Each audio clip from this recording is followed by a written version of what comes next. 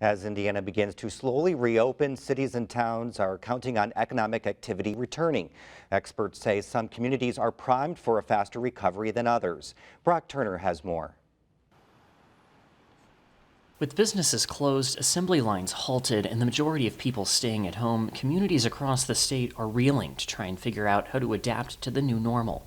57,000 Hoosiers were among the 3.8 million Americans who filed for unemployment last week.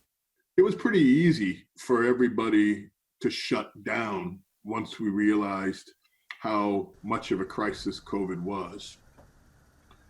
Just turning off the switch wasn't very challenging once the NBA and others kind of made it easy for government and businesses.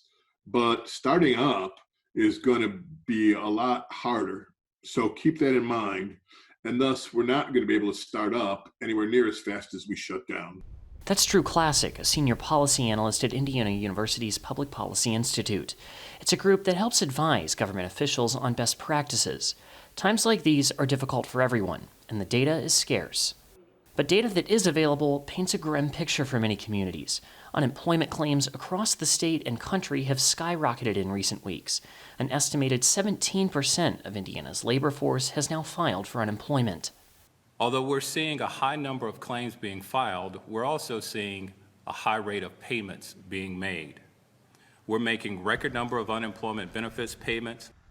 However, Classic believes the data points to less of an urban and rural divide and is more indicative of the share of a community's jobs that are deemed essential or have the capability to work from home. These fundamentals, he says, can also determine how quickly a community can get back up and running. It's not going to look the same everywhere. And I think that's true because there's really two pieces to the recovery. One is, what were your pre-COVID market fundamentals, so to speak, right? How well were you doing? What is your local economy made up of? But Classic believes there are reasons to be hopeful. For one, Indiana has one of the nation's largest rainy day funds. But besides that, Classic says there very well could be a push to support increasing broadband connectivity, shifting supply chains to more domestic production, and placing a greater emphasis on better pay for essential workers on the front lines. He says each of those could be an overall positive for communities across the state. For Indiana Newsdesk, I'm Brock Turner.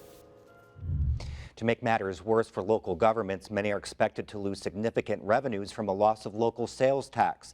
That can make it difficult to build the infrastructure investments that could kickstart their economies. It's unclear when more money from state and federal governments will be made available.